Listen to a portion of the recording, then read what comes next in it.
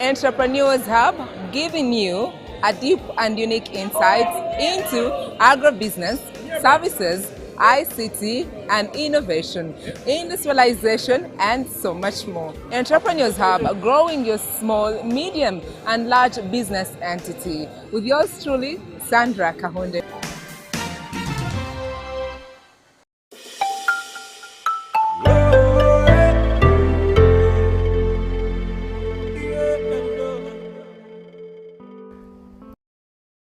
Don't miss on U24. Now, to be honest with you, we are currently living in the best time to ever get rich online. And well, I assume that's why you're watching this video. Now, to some of you who may not know who I am, well, I'm Daniel Ashweze, a 24-year millionaire day trader, and I've been trading close to 5 years. I have generated hundreds of thousands of dollars entirely through trading. And more to that, I've been able to teach thousands of students to make money trading. Now, my purpose of doing this video is to teach you on how to start trading completely from scratch. I'll show you what to do straight from the beginning, and I'll also take you through the intermediate and lastly how you can actually be able to make money. And by the way, I'll also show you on how you can start with as less as $50. Now, without any further ado, let's get started with our course.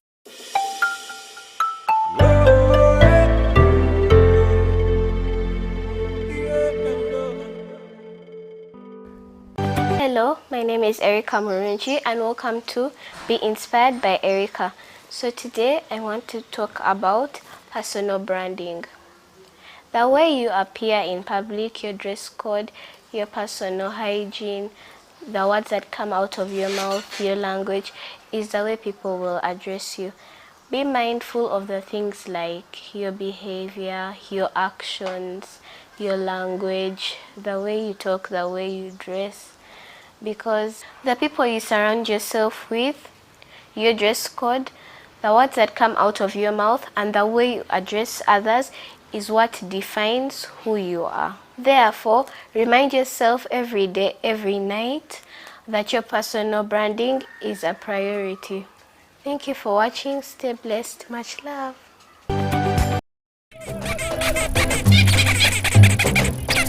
Youth, elderly, and persons with disabilities. It's time to choose our leaders. Let's show up and participate in the Special Interest Group elections. Starting June through August this year. Your vote, your voice. My vote, my voice. This message is brought to you by the Uganda Electoral Commission.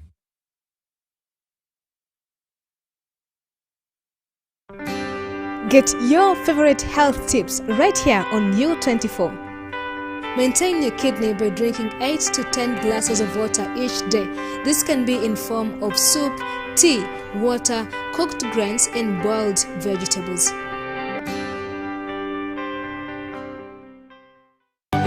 My name is Erica Murunji and welcome to Be Inspired by Erica.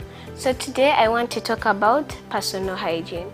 Personal hygiene is not just a habit, it is a way of life. By maintaining personal hygiene, you will reduce stress, improve on your focus, show respect for yourself and others around you, to the people around you. Take care of your space and your life. Keep your room tidy, wash your hands, cut your fingernails, comb your hair, brush your teeth, and many others. Take care of your space and your life. Brush your teeth, make your bed, bathe, cut your fingernails, comb your hair, and many others. Make cleanliness a habit. Personal hygiene should be a priority. Cleanliness is next to godliness. Stay blessed. Much love. Thanks for watching.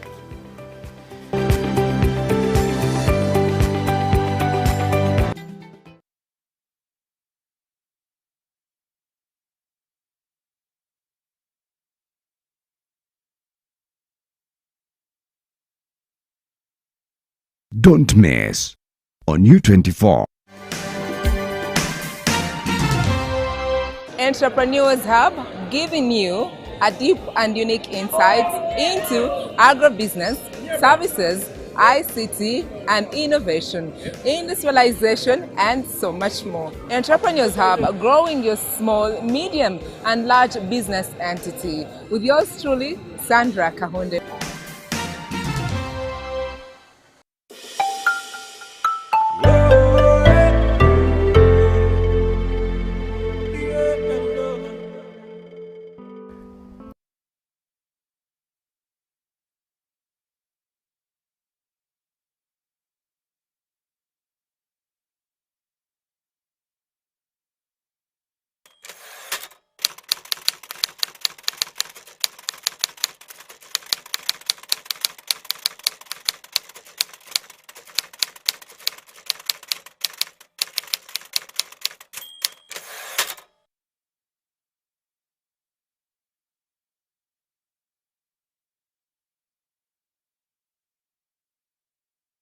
Hi, my name is Doreen Tuhidire, coming to you from Be Money Wiser, and we're going to be bringing to you the hashtag 100 Ways to Be Money Wiser by Mrs. T. Tilda Nabandra.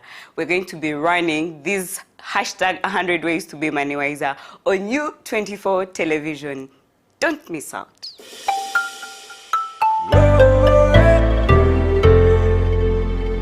U24. Hello everyone, my name is Erica Murunji and welcome to Be Inspired by Erica. Hope you're fine and doing well. So today I want to talk about how to maintain friendships. Be kind, always show up for each other, be there in good or bad times. Be genuinely happy for each other, celebrate each other's wins and successes. Keep secrets, don't gossip, don't be mean, always share, be kind, show compassion, love and empathy, be considerate for each other's feelings, be kind, be real, don't pretend, don't backbite your friends, always help each other out in your friends' weaknesses. If you know a skill, teach your friends, stop making fun of others, and when you do that, you'll be able to maintain your friendships. Thank you for watching, stay blessed, much love.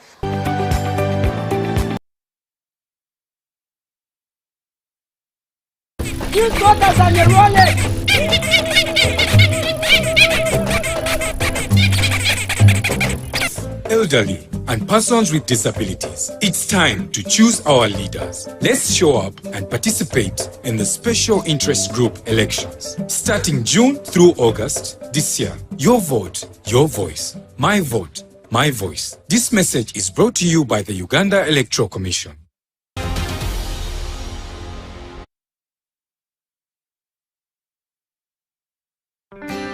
Get your favorite health tips right here on U24. Maintain your kidney by drinking 8 to 10 glasses of water each day. This can be in form of soup, tea, water, cooked grains and boiled vegetables.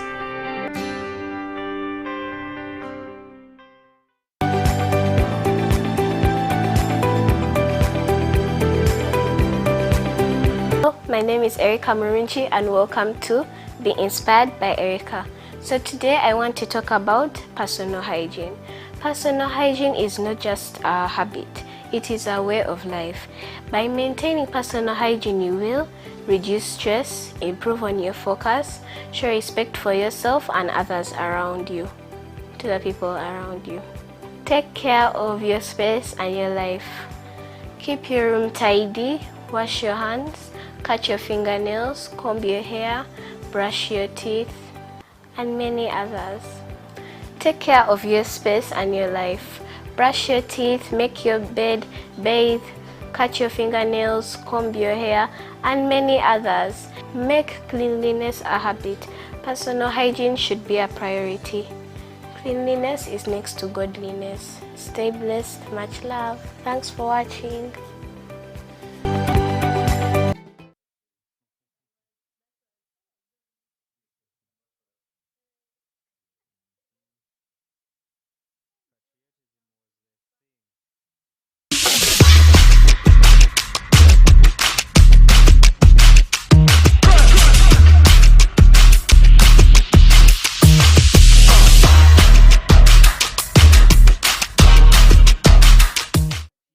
Don't miss on U24. Entrepreneurs Hub, giving you a deep and unique insights into agribusiness, services, ICT and innovation, industrialization and so much more. Entrepreneurs Hub, growing your small, medium and large business entity. With yours truly, Sandra Kahunde.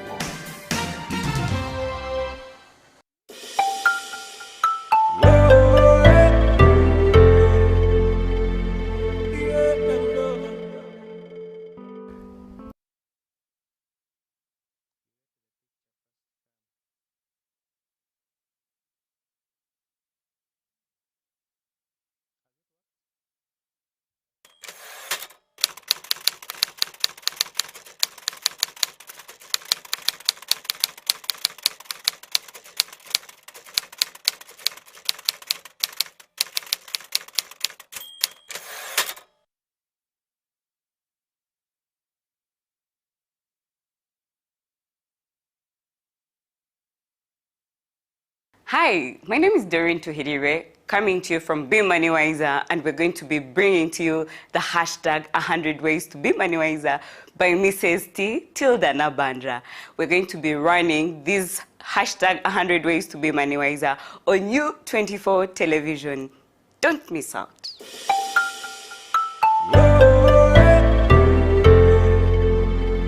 U24. Much love. Hello everyone, my name is Erica Murunji and welcome to Be Inspired.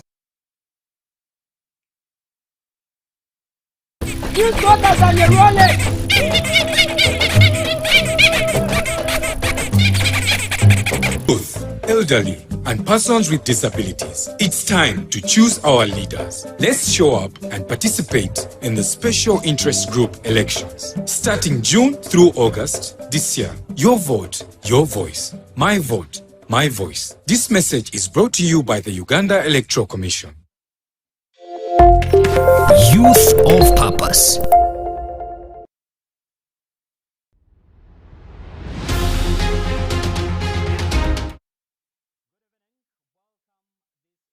Purpose. My name is Ivan Tumkonde and you're watching U24 television. We discuss everything under the sun concerning young people. Tonight, we are discussing the youth perspective on Uganda's ensuing democratic processes.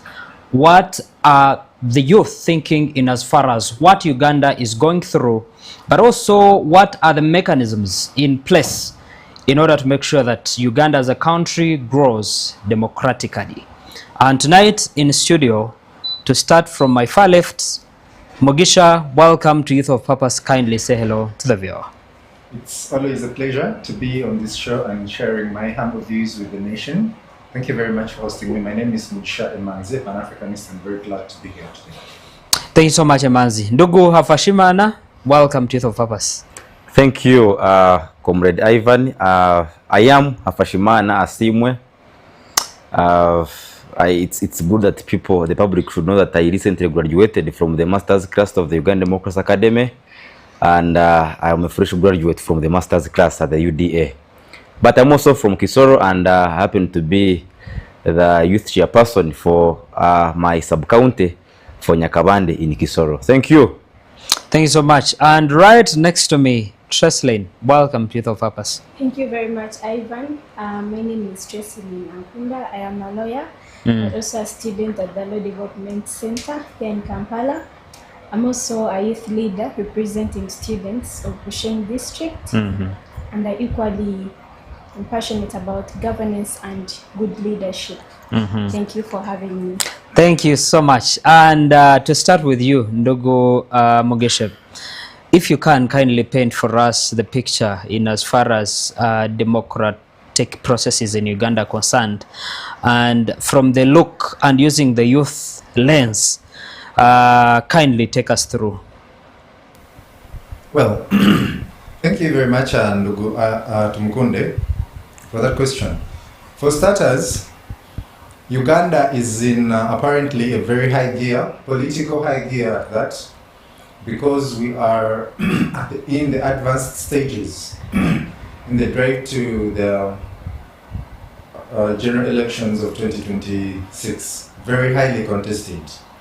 And the prevailing circumstances are that the young people, especially the youth, they have been going through a series of democratic processes, right?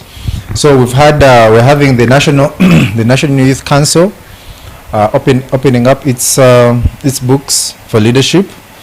We are looking at the National Youth MPs. We are looking at that special interest groups, which of course include the youth, the elderly, and the persons with disabilities. So all these processes are now open, okay? But them being open is not the focus of discussion today. For us, our focus of discussion today is going to dwell so much on what is the implication of these processes to the young people in Uganda. Having the constitutional leverage or having the constitutional provision of having young people participate in these democratic processes, does it actually equate to having young people's views represented at the national cake sharing, especially at the executive, legislature, and what's the third pillar?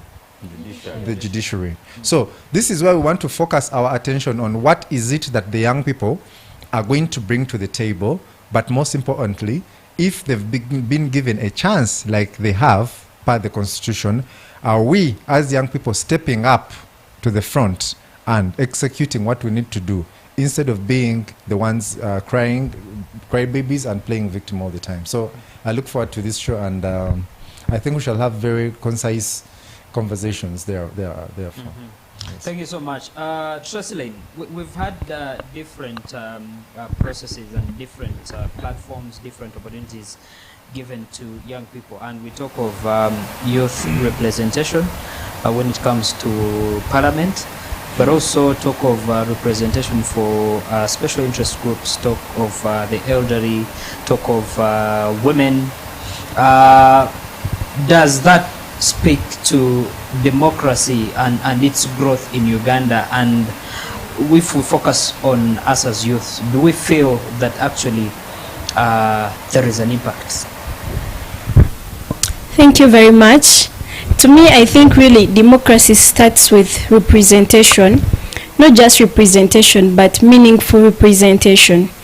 We have all those structures. For example, the National Youth Council has 9 representatives at every village.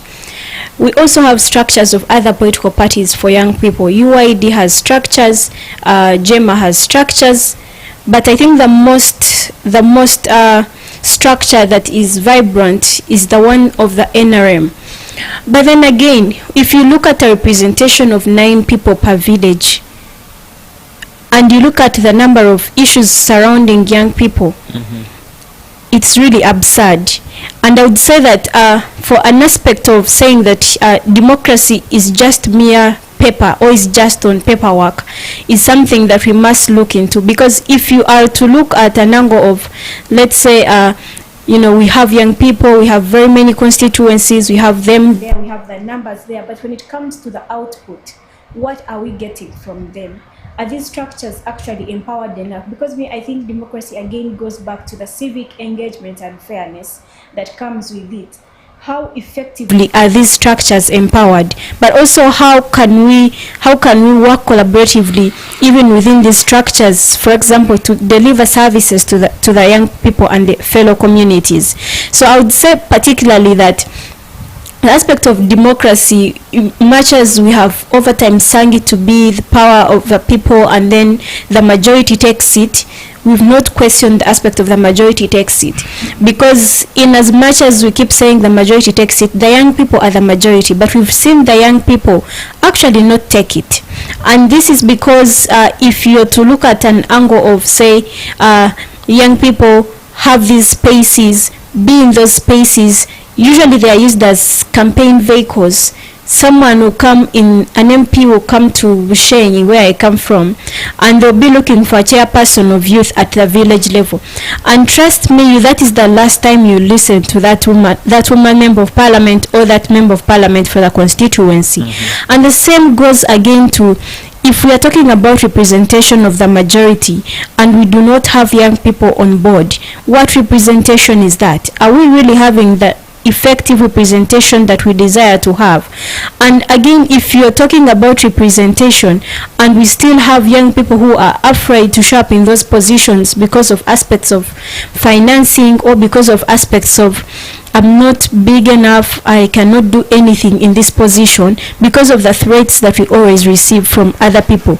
And again, I think that democracy, if we juxtapose the aspect of majority versus minority, usually we forget the aspect of the minority, because if we are looking at youth as the majority, but in practice and all the text long, we are seeing them being treated as the minority, then aren't we really underscoring? If you look at the aspect of saying that 50% plus 1, democracy will have it that someone who has 50% plus 1 is the winner, but you have a 49% of people who actually believed in the other party or who actually believed in another candidate but were not able to get through as the winners. How best do we align the interests of both? Because 49% is a big percentage. That one lost with 1%. Yes, they won, the other party won, but how do we bring the views and ideas of the other percentage of these young people into board? That is it actually fair enough? If we are talking about elections where young people are supposed to air their voices, are they actually free? Is the election free and fair for them to participate? Is the environment friendly? Is it welcoming? Is the atmosphere one that is desiring that any person who feels they have interest in this, they can actually take it on? So I would basically say that the struggle for democracy, yes, has had an achievement from where we have started from, but again, how do we better it? How are we able to align what is probably not in the right track to be able to take it to the prospectors that we desire? And then also, if again we talk about democracy in an aspect of approaches to solutions that we have, is it a certain category of young people able to actually receive or be part of some initiatives or some programs? And if we put it that way, then is it that actually they are benefiting themselves, or is it just for showing off?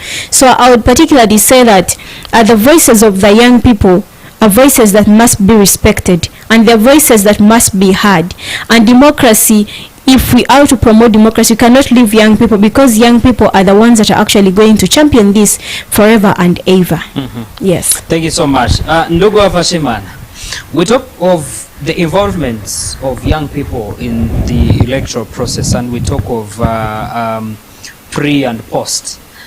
We look at the campaigns, for example. Who are the masters when it comes to the campaigns, the ones you're going to find on these tracks, who are being the MCs, who are doing the mobilization? The young people. But like she says, they are more relevant around that time.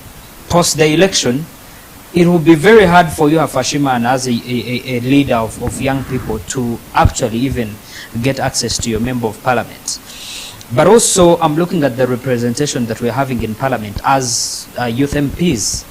What impact are we having? Yes, it's for inclusivity, and we've been able to get those few numbers in there. Are we really feeling the impact of having youth MPs? And does it really count to say that we can celebrate as young people that we are having representatives? And not only just our MPs, but looking at other MPs who are not youth representatives, but are young MPs. Are they really doing justice in as far as representing the young people? Quite interesting. I wanted to be very, very, very clear, and I will want to borrow the words of Desmond Tutu when he said that even in the face of impossibilities, a focused group of young people can change a society. And he said these words especially in the post-apartheid days in South Africa. But I think getting to the main point, the fact is that we are the majority in numbers, but we are the minority when it comes to decision making, be it in the judiciary, be it in the legislature, but also in the executive. Except recently when we had one of our own, the Honorable Minister Nyamutoro, who got an appointment, I think alongside her friend, the Honorable Abe Lilian. I think in that regard, especially to the executive, there has been a test of inclusion, especially for us the young people. And I think the NLM government has exhibited a very good example in that regard. But I think when it comes to judiciary, I'm not certain, except a few magistrates who I know, including His Worship, Matanda Beka, including His Worship, Adams, maybe a few other magistrates that I have seen. But I think the government is trying to ensure that at least it involves, but also has a good representation for the young people in some of those organs of the government. I think we are heading there. Though I think we have had issues that limit the young people's participation, especially when it comes to exact table where people should make decisions, but also make resolves on what takes takes action on what happens in the end.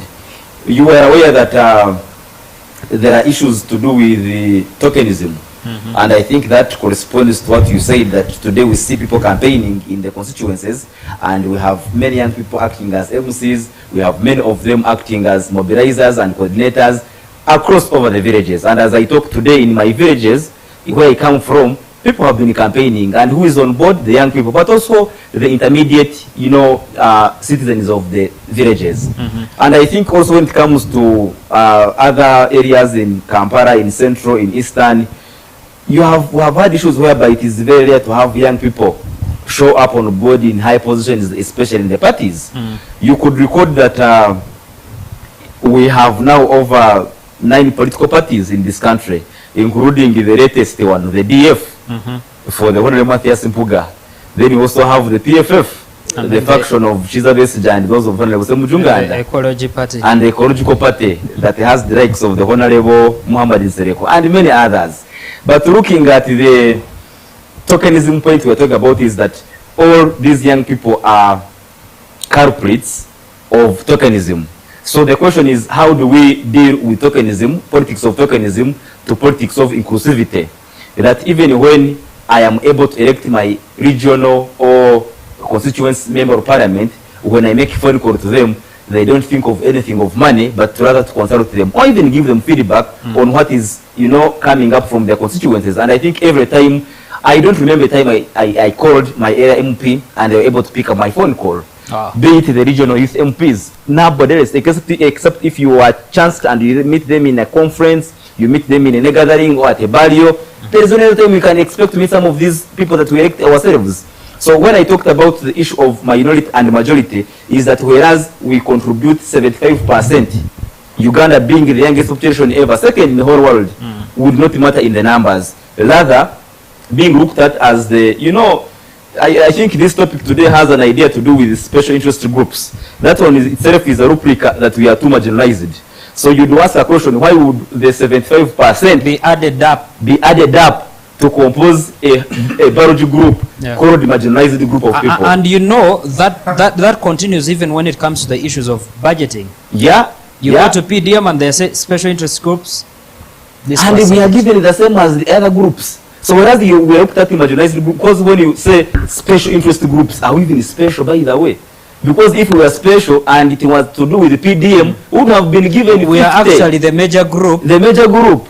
Why are we being put in the special interest? I know there has been another argument that whereas young people normally come out to cry, we are the majority because we have over 23% point something. Then there is the children. But the fact is, we are 75% majority. But when it comes to reality, we do not get what concern is us, especially when we look at the numbers. We have ideas things to do with patronage. That when you are into, I think my friend Emans talked about young people participating in the National Youth Council from the village to national. But also we cannot forget to talk about UNSA. In fact, UNSA is the mother of the National Youth Council. So when you also look at how some of these elections where young people are involved directly, we are not really given a chance to select our own leaders. That if somebody is running for the position of UNSA president or chairman National Youth Council, they have to be attached. But even when they go through, actually, they are not given the full mandate to be able to exercise their powers. Influence in those organizations, UNSA, the National Youth Council, is so much that those young people cannot be able to make independent decisions. Absolutely perfect. Now, you also realize that when we are campaigning for, of course, our position that we are very much gazetted for some of the young people or everybody, there has been an issue. I think my friend Trossen talked about it. And I think at the Netherlands Institute for Multi-Party Democracy, over years, especially for the last 2 years, they have been trying to see how do we have young people be included, especially when it comes to, nomination fees. Because I am aware that every political party has anything that concerns to do with, you have to be a member, you have to pay this, you have to pay nomination fees. So how do we look into these things in the longer term? If you say every member of parliament should be able to pay 3 million Uganda shillings, how about a fresh graduate who has just finished from university? How about a fresh university student or any person who qualifies after senior 6 and they want to have, an ambition to represent their area? They don't have the 3 million, they have been unemployed. After it is a common problem at the end of the day. Part of the macro and microeconomic challenges we are facing in Uganda. So we cannot say you are supposed to encourage the young people to go and run for these positions when at the back of the money we know they are incapable of raising the fees. Can we ask for accountability for what that 3 million does? Who will give us the answer? Because if we give a budget to the Electoral Commission to organize these elections, then why are you charging people 3 million? If maybe we can get accountability that you're paying 3 million in order for us to be able to do A, B, C, D. We don't have that accountability. I don't think so that we have it. Maybe it's a gateway to be able to block out a certain group of people. Very good. In fact, you have touched my brain, my nerves now. The deliberate effort to ensure that the nomination fees remains at 3 million every political cycle, it is deliberate by the serving members of parliament. Because in their heart and mind, they know that there is probably, even if people raise the 3 million at the time of nomination, it will eliminate some of the people who politically might be very potential, but economically, financially, they are incapable. So it is deliberate by the serving members of parliament to keep it at that, whether it is the speaker, whether it is, it is deliberate. Otherwise, we have had NGOs, CSOs play a role to ensure that these fees can reduce. And I think this is a major problem.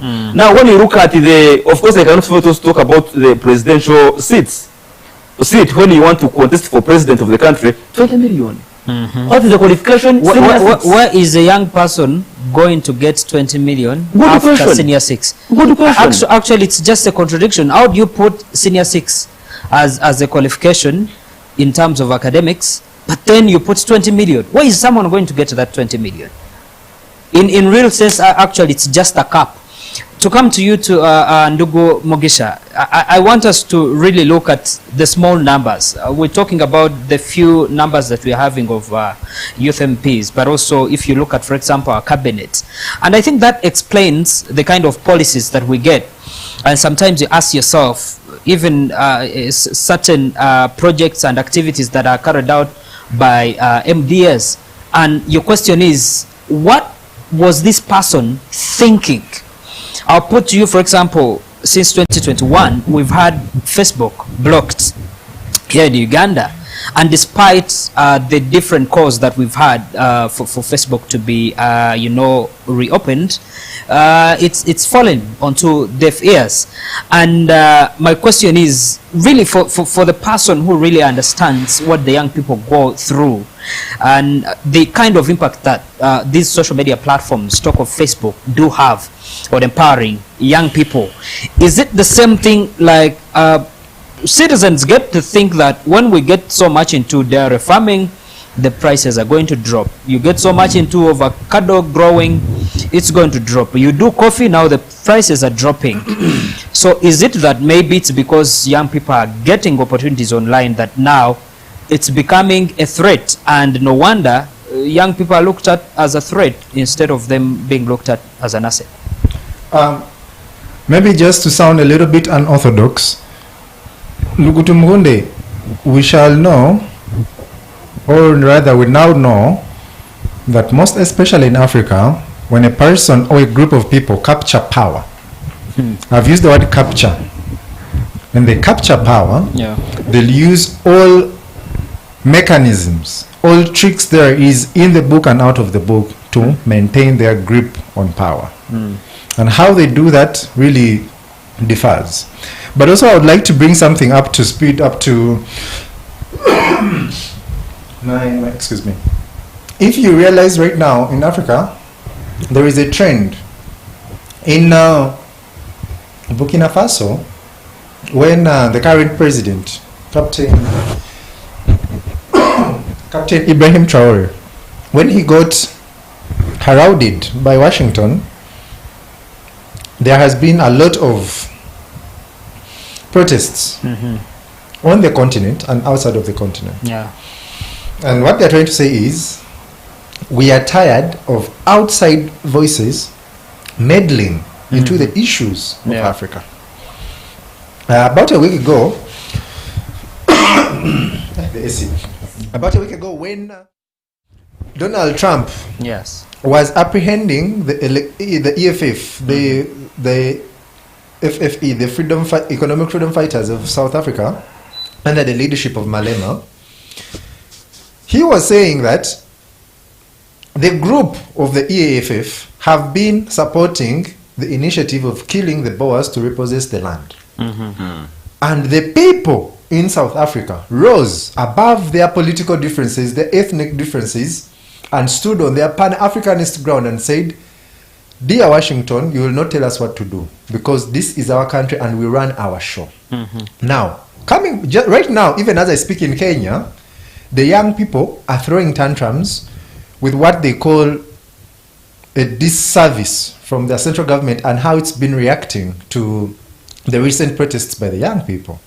Why am I giving you these incidents that initially were isolated, but now they seem to be coming up in a well-syndicated manner?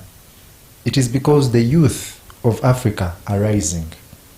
The youth of Africa are starting to ask questions. So, Ivan, when we sit here and start asking questions like, the young people in Uganda would like to take a seat at the table of the national cake, but you are, as the state, they are putting up all these impediments to have young people technically have it hard to come and compete. It is not an accident, it is by design. Because, one, we are many. And when we rise in the numbers, there's going to be a problem. Number two, we are raising a critical mass of young people. We are not just coming with numbers. We are coming with numbers, but a group, a conscientized group that is coming with ideas. Let me just take you a little bit behind. In 1980, when General Museveni was in the bush with his peers, they designed what they call the 10-point program. And in the 10-point program, guess what number one was? Number one was returning democracy to the people of Uganda. Let people be represented at all levels, and that they scored the tick. Now the intricacies of how are we, the young people especially, benefiting from these processes and platforms and constitutional provisions that were availed is the question. And the question should be, now that we have realized all these things, they are raising the fees, they are having arrests here and there are all these things. The million-dollar question is, what do we as the youth of this generation do? What is our reaction to that? Are we going to be a reactionary group of people, or are we going to be a group of young people that are focused by an idea or a movement? And this movement being that between now and the year 2030, we want young people to have representation at least of a certain threshold in cabinet and in parliament. We have to have these things beforehand, so that even if a person is coming to campaign among young people, we have our KPIs, we have our key performance indicators. Well, like now, you said you are coming as a youth MP, you said you would allocate ABC to the youth, and if you don't meet that threshold with the young people, we reserve the right not to send you back to parliament. And I think we should tailor our conversations around making sure that the people that will send to represent us, be as young people or not the young people, there has to be a target to be hit. Other than that, we're still going to be living in this ambiguity. Yeah. Thank you so much. Tresselin, coming to you concerning for example, primary elections that have been happening in the NRM, but also the special interest group elections that are happening until August. It is so much looked at that young people tend to bend towards the opposition. And I think that's why at many times we're looked at as a threat. And anyone who really wants to be able to win an election right now, there's no way you can do away with the young people. And you will see that most of the politicians at the moment will try to do that does please the young people. And we've seen your party that you belong to, the NRM, be painted as the party for all chaps. At the moment, you've tried so hard to bring in the young people. But my question is, are you bringing in the young people to have them captive such that you can have control over them? Or are you genuinely giving platforms and bringing these young people to let them have responsibility, like a father, like a mother who knows that my child is growing up and they need to be able to start taking responsibility and take charge. I need to be able to understand that, and that should be able to speak to the young people that have been able to come in and the impact that you should be able to see. And you can also maybe, when a Fashimana comes in, look at the issue of getting and then keep quiet, because that's why I'm saying, are they trying to contain you from within? Someone who has been outspoken, looking at the issues as they are, you get in and it's as if you've been zipped. I don't know if it's because you get too much satisfied that speaking becomes a problem. First of all, I associate myself with those who keep quiet and seem like there is nothing wrong, or they cannot air their voices. Now, the challenge we have, Ivan, is that, like I did mention before, the structures are there. And you said that the young people are more of opposition, but it also goes back to the politics of region. Honestly, in my constituency, in Chabjimbi, it is going to be hard for even young people to think of contesting maybe Noop because of the society, the society they are in. And again, the structures are designed in a way that if you have, because the electoral college votes. But do you hear you speak that the young people are going to find it very, very, very difficult? And I think what you're trying to say is that as long as I'm still under my father's roof, exactly, the one who supports NRM, it doesn't matter if there are 100 young people at the village have a different idea. You're not going to have the liberty to make your own choices because of... So I think it starts with, again, the timing that we are in. These elections that are ongoing started at a point where most of the young people were in universities studying. Most were piled up with exams. And so it did not give really the opportunity for them to actively go back to communities and participate in their leadership positions. But again, to go back to the question that you've asked, the idea that political parties are vehicles is an idea that has long overdue been manipulated by those who are figureheads of those political parties. And when you look at, for example, having a structure and saying young people join the National Youth Council. The National Youth Council has a position of female affairs. Now, when you go to a parish, you find a woman councillor. When you go to a sub-county, you find a woman something. Then you find you have women's league. So it means that within the smallest village, you'll find you have almost close to 5 representatives of women. But are they representatives of women, or is it just giving people positions? Now, I think this is where the NRM has really not performed well. They have the structures, but the structures are not empowered. And to me, I think the structures are not empowered. It usually goes back to the aspect of making it seem like the structures actually do not exist.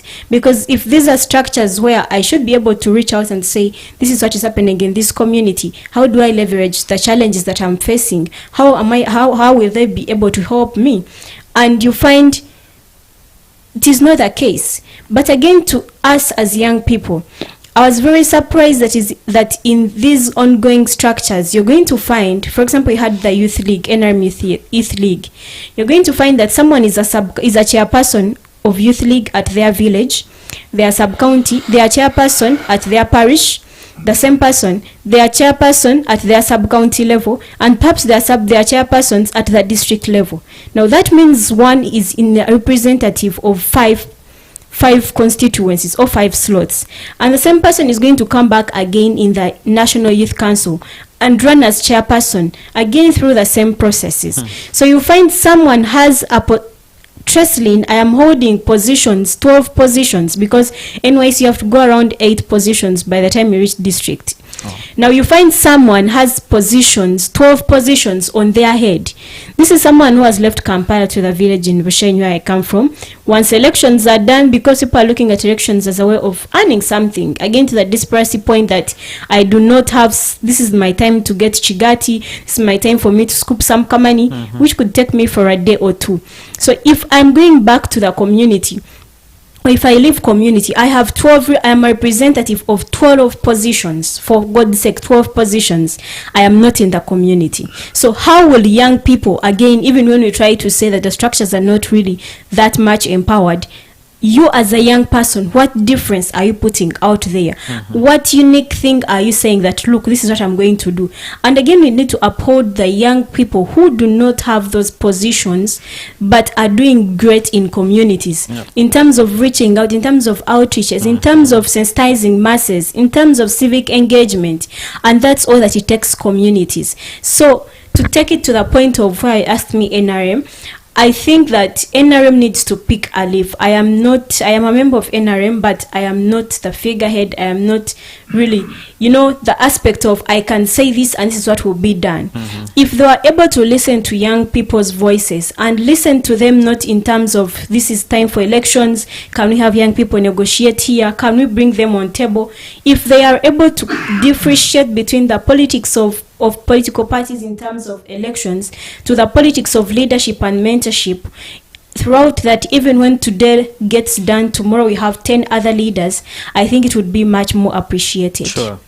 Thank you so much. Ndugu Afashimana, we talk of transition, and to me transition is not question about positions.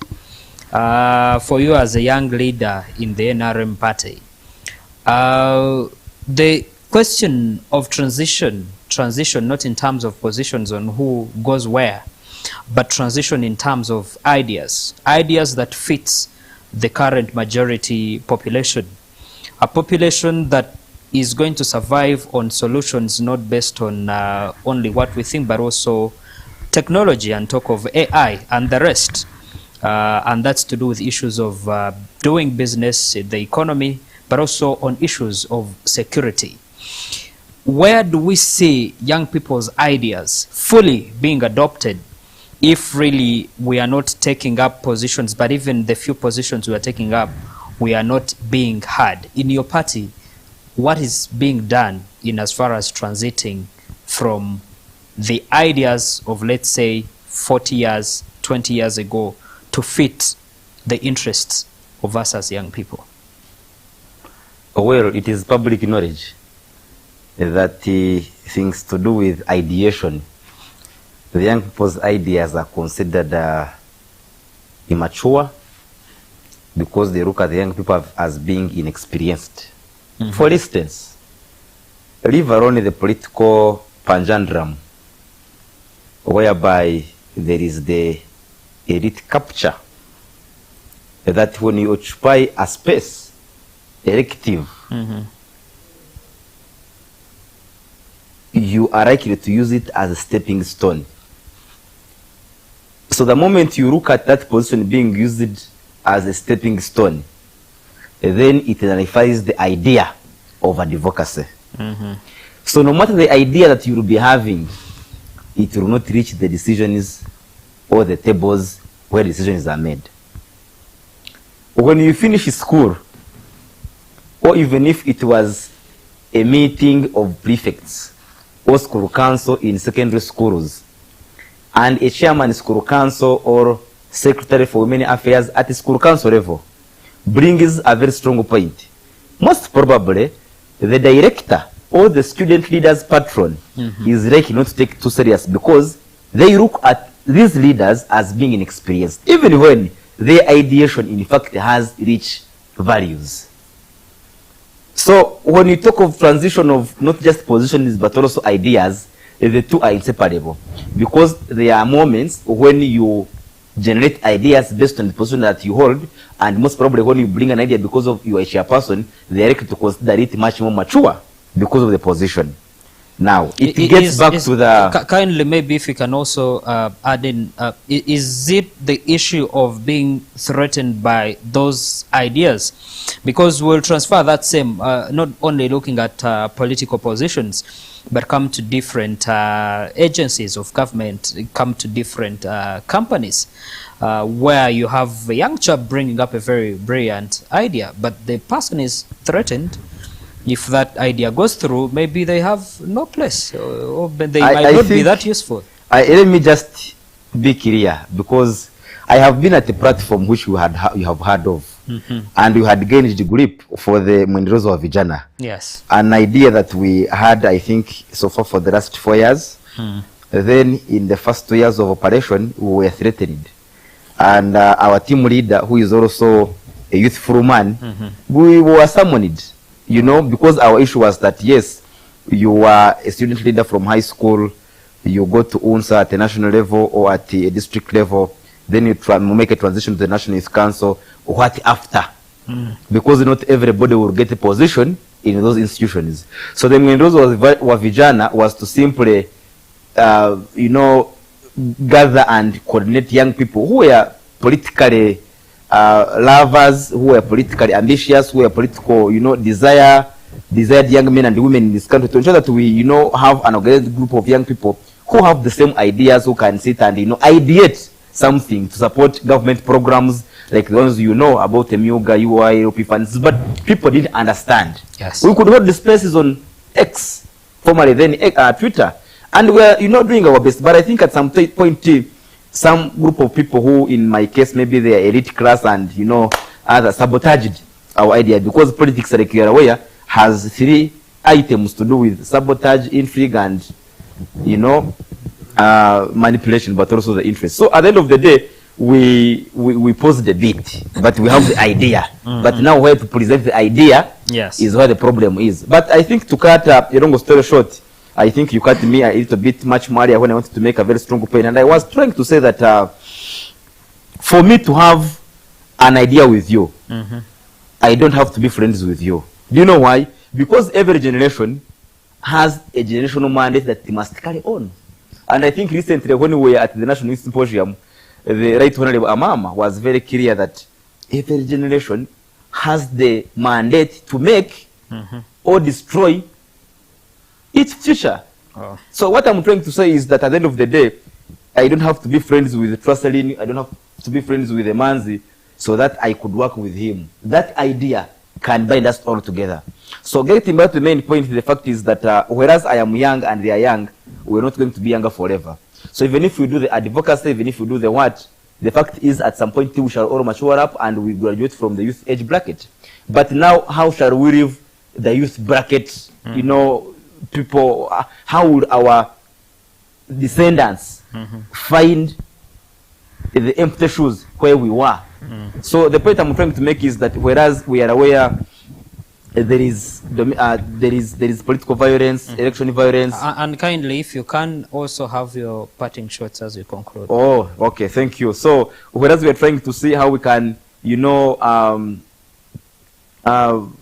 mitigate election violence, because it's one of the things that, you know, limit young people to participate in the political processes, but also the money, and I talked about money. And whereas we look at the young people being the majority, we must not be taken for granted. Our role is not to raise tents when they are party activities. Our play is not to ensure that we raise tents when they are party ceremonies. Our play is not about, you know, just being used as mobilizers, then beyond a political season, beyond voting, we are not used or we are not consulted anymore. We must begin the journey, we must be part of the journey, and we must conclude the journey, and the final destination must be reached by every one of us. Because the democracy is by the very people, for their own people, and for our own selves. Thank you. Thank you so much, Ndugu Fashimana. In your concluding remarks, Mugisha, kindly, if you can touch on how you think we can fully utilize the voices of the young people, their creativity, their innovations, but also making sure that their voices are heard. Thank you very much. And maybe just to make this explicitly clear, the national resistance movement, when it came into power, it had the ambition to train young people and other groups of people. And that is why when the CA, the Constituent Assembly, started in 1995 and abrogated our constitution, it was then termed the best constitution in the world because of the many provisions it had for the young people, for the women, for the youth, for the elderly, for all that, right? However, if you look at it now, most of the institutions that have taken on the mantle of training the new breed of young leaders is not our government, it's not our political parties. It is rather external people foreign forces. I don't want to use the word foreign forces, but foreign institutions. My brother just told us that he recently graduated from the masterclass of the the Netherlands Institute for Multi-Party Democracy. Netherlands Institute for Multi-Party Democracy masterclass, right? I myself am a graduate of the Frederick Ebert Steve Tang Student Youth Leaders. She has been part of the Forward Day Women's Academy, right? So if you look at this, we are all a breed of young leaders that have not been trained actually by our parties. If any that we subscribe to. You haven't been to Chankwanzi? Now that is the thing. Chankwanzi, there has to be a provision for Chankwanzi training young people deliberately from schools, higher institutions, from the civic spaces, from the informal sector, to make this aspect of leadership and democracy appreciated from the bottom level. In my parting shots, what we need to do as a young people, in this day and age, when we are having the world in what we call the global village, now, young people, we do not have different problems. The problems that we have in Uganda are the same problems that people have in Congo, in Kenya, in South Africa.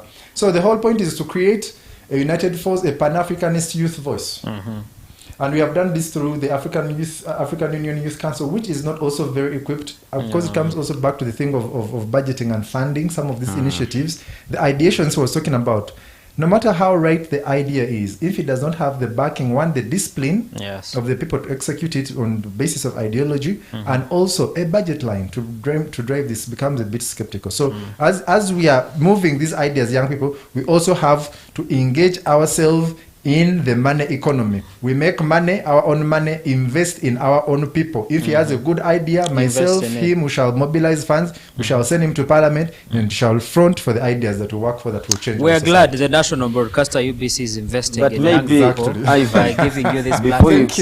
Before you invite the next panelist for her parting shot, I wanted to just remind the government, especially the NRM, that the young people are very much interested to be in the National Training Institute at Inari in Chankwanzi, but there is a lot of bureaucracy to get on the list of who qualifies to get there. Yet they are the, lovers of democracy, Pan-Africanism, democracy, all the four principles and the party values. So I think it's incumbent upon the NRM government, especially President Museveni and those close to him, that the young people are in goodwill to go to Chankwanzi to run the history of Uganda, what Uganda has graduated from up to date, but also the achievements and many other ideological clinics. And I think there is a lot of bureaucracy which I think must be broken now and then, forever. Amen. Perfect. I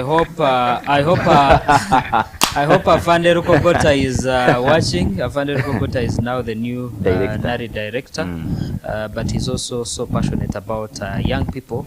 So certainly the message will get to him, and we can find ways how we can be able to organize these trainings for young people. We can have our young people being, trained and being mentored by, I don't also want to use the word foreign forces, but if you find its embassy A, its organization C, organizing for young people to be trained in leadership, then as a country you have to be worried, because whichever leadership they are being trained in is not basically for your interest.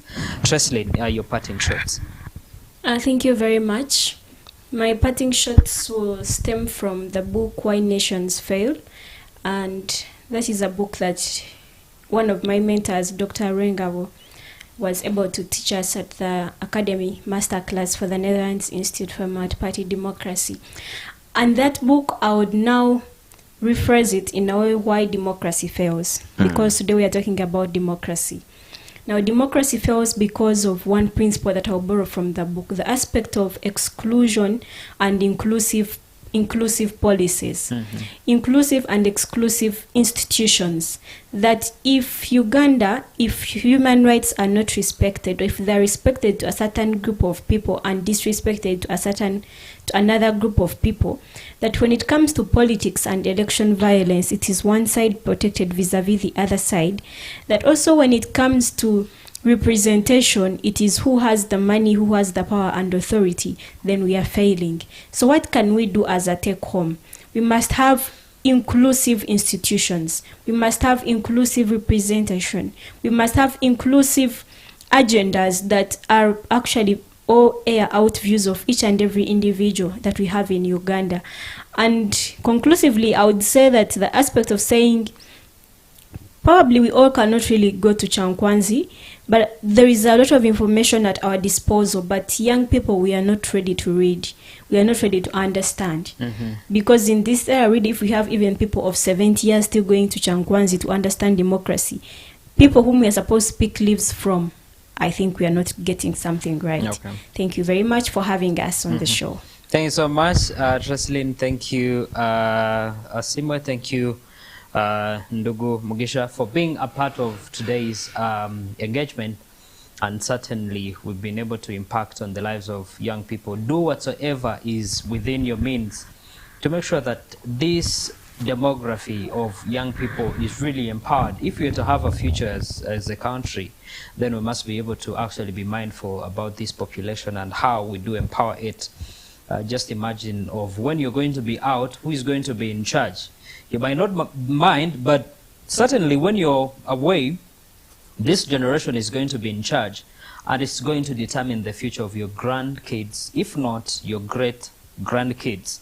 So if you don't really empower them, I can assure you, whatever you have done thinking you've prepared for your great grandkids and grandkids, it might go to a waste. So let's do whatever it is to empower young Ugandans to do great work in as far as putting a brick in building their nation is concerned. But also to the political parties, don't take advantage of these young people. Same with the political leaders.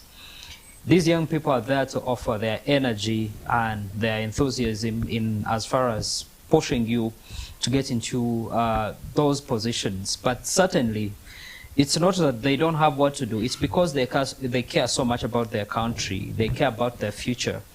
But also they are looking for opportunities. Some of them think the moment they push you somewhere, then you'll be helping to open certain doors for them. And certainly that is the reason you are in those positions. Use those positions to be able to empower these young people and to make their communities better.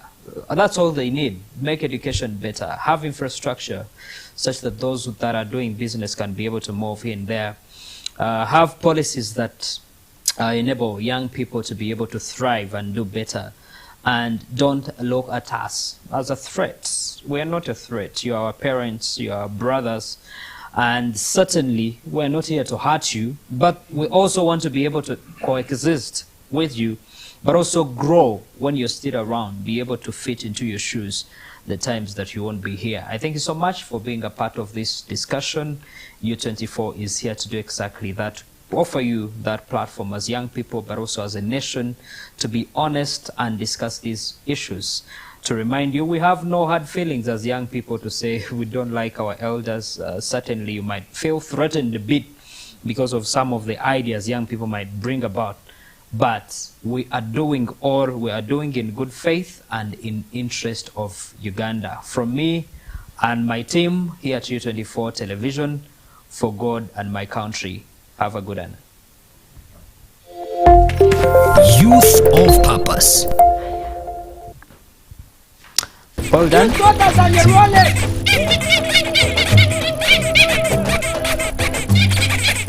Youth, elderly, and persons with disabilities. It's time to choose our leaders. Let's show up and participate in the special interest group elections. Starting June through August this year. Your vote, your voice. My vote, my voice. This message is brought to you by the Uganda Electoral Commission.